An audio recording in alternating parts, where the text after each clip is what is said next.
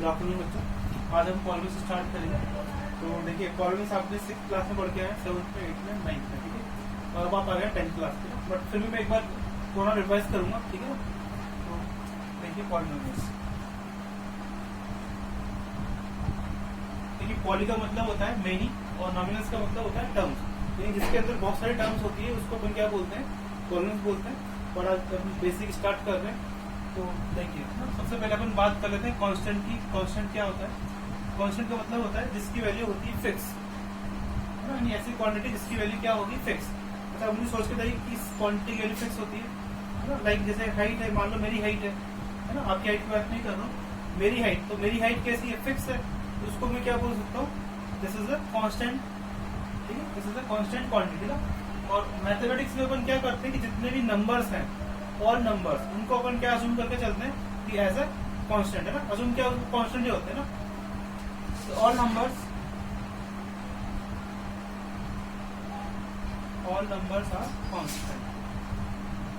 Constant का मतलब जिसकी वैल्यू चेंज नहीं होती हो, ठीक है। जैसे आपके एग्जांपल्स हो गए 1 2 3, ठीक है, ये क्या हो गया, आपके कांस्टेंट हो गए। फिर वेरिएबल, वेरिएबल का मतलब क्या, देखिए वेरी का मतलब होता है चेंज होना, ठीक है, जिसकी वैल्यू चेंज होती रहती है ना, या जिसमें कैपेसिटी होती है कि वो अपनी वैल्यू को चेंज कर सकता है, उसको अपन क्या बोलते हैं, वेरिएबल है ना। प्रैक्टिकल एग्जांपल है प्राइस ऑफ पेट्रोल हो गया है ना, या प्राइस ऑफ एनी आइटम।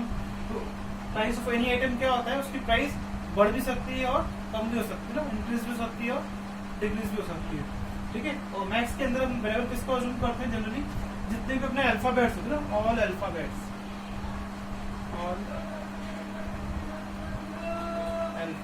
जितने भी अपने अल्फाबेट्स है उसको अपन क्या मान के चलते हैं कि यही हमारे अल्फाबेट्स है ना, ठीक है।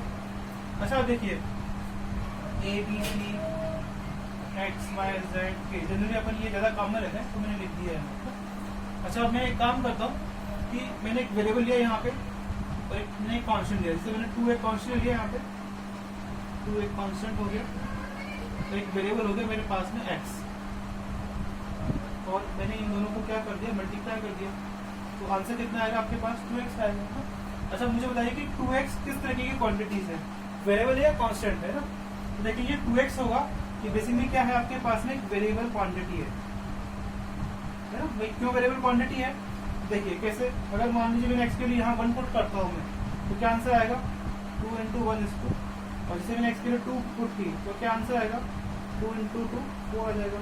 x के लिए अगर मैंने 3 पुट की, क्या आंसर आ जाएगा, 6 आ जाएगा। तो हमने क्या देखा यहाँ पे कि जो 2x है वो अपनी वैल्यू क्या कर रहा है, चेंज कर रहा है ना, ठीक है। जैसे आप -1 पुट कर देंगे तो क्या आ जाएगा, -2 आ जाएगा।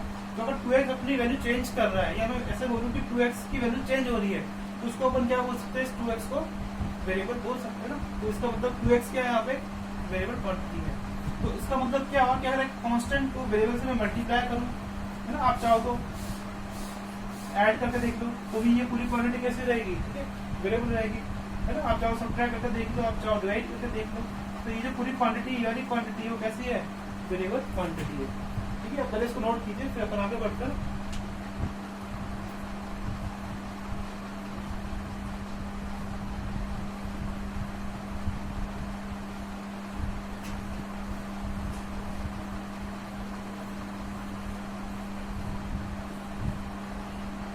अच्छा अपने 6th 7th 8th में पढ़ा होगा एल्जेब्रिक एक्सप्रेशन, है ना। तो उसको एक बार रिवाइज करते हैं, एल्जेब्रिक एक्सप्रेशन, ठीक है। क्या होता है एल्जेब्रिक एक्सप्रेशन, देखिए द इसकी डेफिनेशन, कॉम्बिनेशन ऑफ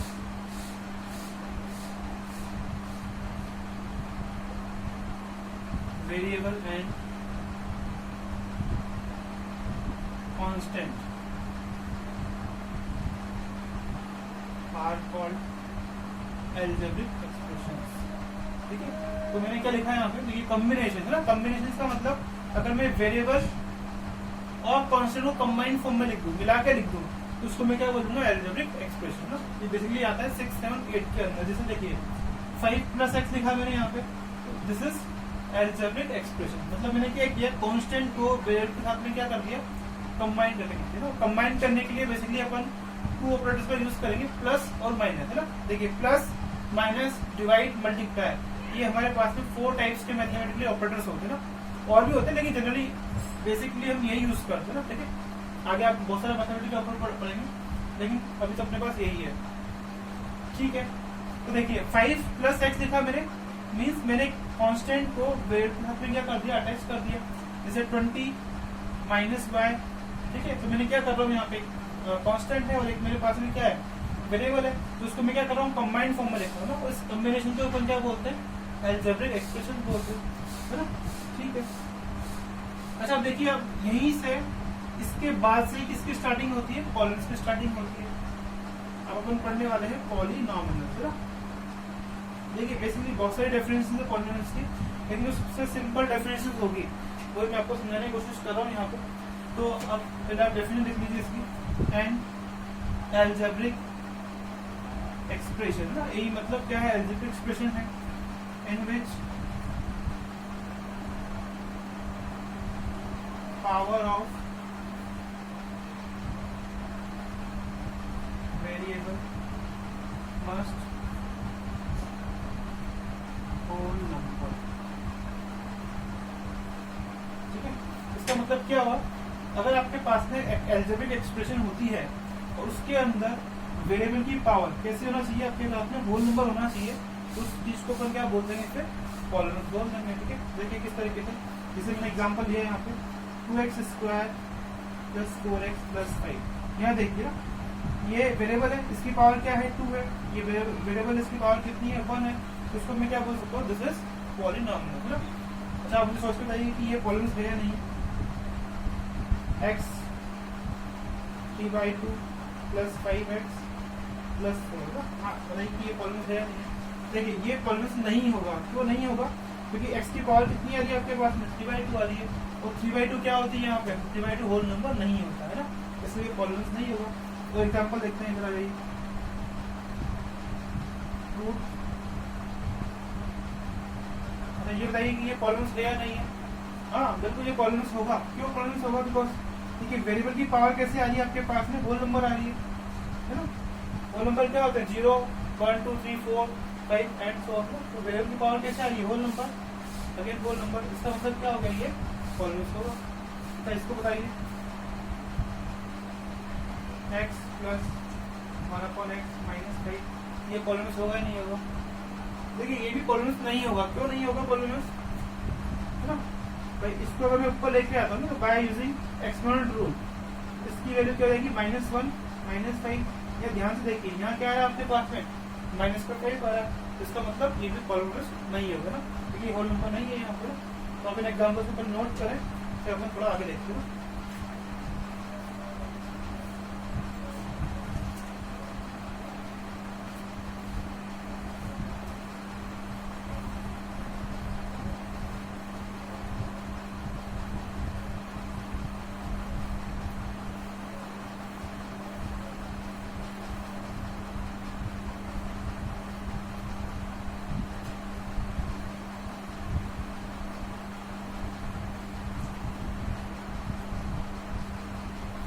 तो अब तक अपन ने देखा कि पॉलिनॉमियल्स क्या होते हैं, ठीक है। अब अपन पढ़ने वाले कि टाइप्स ऑफ पॉलिनॉमियल्स या क्लासिफिकेशन ऑफ पॉलिनॉमियल्स बोल सकते हो आप, टाइप्स ऑफ पॉलिनॉमियल्स। इस तरह की शॉर्ट में लिखा हूं मैं POLY, इसका मतलब क्या है, पॉलिनॉमियल्स, ठीक है। बेसिकली देखिए कि पॉलिनॉमियल्स को अपन ने 2 कैटेगरी में डिवाइड कर रखा है। फर्स्ट है अकॉर्डिंग टू टर्म्स, है ना, according to terms, ठीक है। ये आपने पढ़ा होगा 6th 7th 8th में, एक बार जल्दी से इसको रिवाइज कर लेते हैं। according to terms का मतलब क्या हुआ, देखिए जिसमें 1 टर्म होती है ना, जैसे सिंपल x है, only 1 टर्म, एग्जांपल ये सपोज x है, एक ही टर्म है यहाँ पे, उसको अपन क्या बोलते थे यहाँ पे, मोनोमियल, ठीक है। इसमें 2 टर्म्स होते हैं, इसको क्या बोलते हैं, बायनोमियल्स। इसमें 3 टर्म्स होती है, क्या बोलते हैं, ट्राइनोमियल्स। इसमें 4 टर्म्स होती है, क्वाड्रोमियल्स। जो 5 टर्म्स होती है या 6 टर्म्स होती है, 7 टर्म्स होती है, उनको क्या बोलते हैं अपन। देखिए यहाँ पे 1 टर्म का नेम डिफाइन कर रखा है, 1 टर्म को अपन क्या बोलेंगे, मोनोमियल। 2 टर्म को क्या बोलेंगे, बायनोमियल। 3 टर्म को क्या बोलेंगे, ट्राइनोमियल्स। 4 टर्म्स को क्वाड्रोमियल्स। 5 टर्म के बाद कोई नाम डिफाइन नहीं किया गया है ना, कोई नेम डिफाइन नहीं है ढंग से, ठीक है। तो अपन क्या बोलेंगे यहाँ पे कि अगर मान लो जैसे मैंने उनसे पूछा अब बताओ इस पॉलिनोमियल का क्या नाम है? तो सिंपल क्या बोलोगे, इट इज द पॉलिनोमियल ना, बिकॉज आपको जो नेम डिफाइन कर रखे हैं मैथमेटिशियन ने, वो कहा था नेम डिफाइन कर रखे हैं ओनली 4 टर्म तक की नेम डिफाइन हुए हैं ना, इसके आगे क्या बोलोगे आप, सिंपल पॉलिनोमियल। ठीक है, फिर उसके बाद है फिर अकॉर्डिंग टू डिग्री।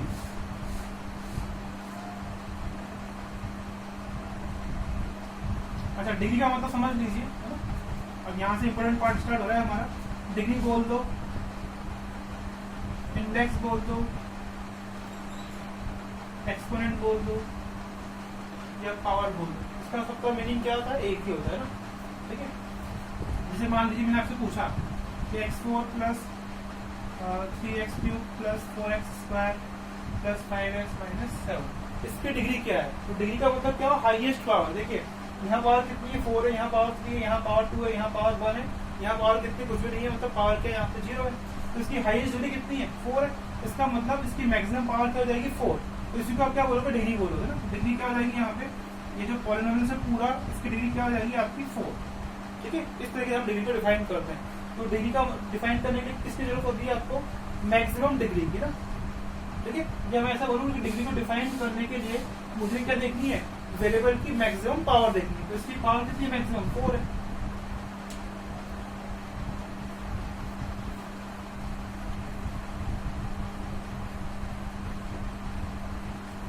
नाउ हम डिफाइन कर रहे हैं अकॉर्डिंग टू डिग्रीज ना, टाइप्स ऑफ पॉलिनोमियल्स।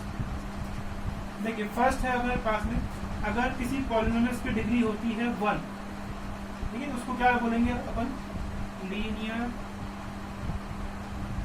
पॉलिनोमियल्स। ठीक है, जैसे मान लीजिए x + 2 है, इसकी डिग्री कितनी है, यहाँ पे डिग्री कितनी होगी, 1 होगी, उसको क्या बोल दोगे आप, ठीक है, लीनियर पॉलिनोमियल्स। ठीक है, अच्छा इसको मैं जनरल में भी यूज कर सकता हूँ। जैसे मान लो जनरल टर्म क्या हो जाएगी इसकी, ax + b, ये क्या हो जाएगी इसकी जनरलाइज टर्म, है ना। और ए कंडीशन क्या है, a is not equal to 0। ये बात समझ में आ रही है आपको? देखिए दोबारा से एक बार समझ लीजिए, लीनियर पॉलिनोमियल किसको बोलोगे आप, ऐसा पॉलिनोमियल जिसकी डिग्री क्या होती है, 1 होती है, उसको हम क्या बोलते हैं, लीनियर पॉलिनोमियल ना। और इसको जनरल में कैसे लिखते हैं हम, ax + b where a is not equal to 2। कैसे लिखा आपने जनरल टर्म में, इसको समझ लो एक बार। जैसे px इक्वल टू, मान लीजिए जैसा लिखा हुआ है लीनियर पॉलिनोमियल से, इसकी डिग्री कितनी है, 1 है। यहाँ पे इस 3 को मैंने बोल दिया a, और इस 2 को मैंने क्या बोल दिया, b बोल दिया, ये मेरा जनरल टर्म आ गई। अब a और b यहाँ कुछ भी पुट कर दो आप ना, a के एनी रियल नंबर हो सकती है, b के लिए क्या सकते हैं, any real number. Real number का मतलब क्या, √2 √3 -1 -2, एनी कुछ भी आप पुट कर सकते हो ना। ठीक है, बट एक कंडीशन है यहाँ पे कि a के लिए आप 0 नहीं पुट कर सकते ना, y 0 क्यों नहीं पुट कर सकते, बिकॉज अगर a 0 हो गया तो फिर क्या हो जाएगा ये पॉलिनोमियल। ठीक है, तो सिंगल b बच जाएगा आपको ना, इसलिए आप क्या कर सकते हो, यहाँ पे a के लिए 0 नहीं पुट कर सकते। क्या समझ में इतना?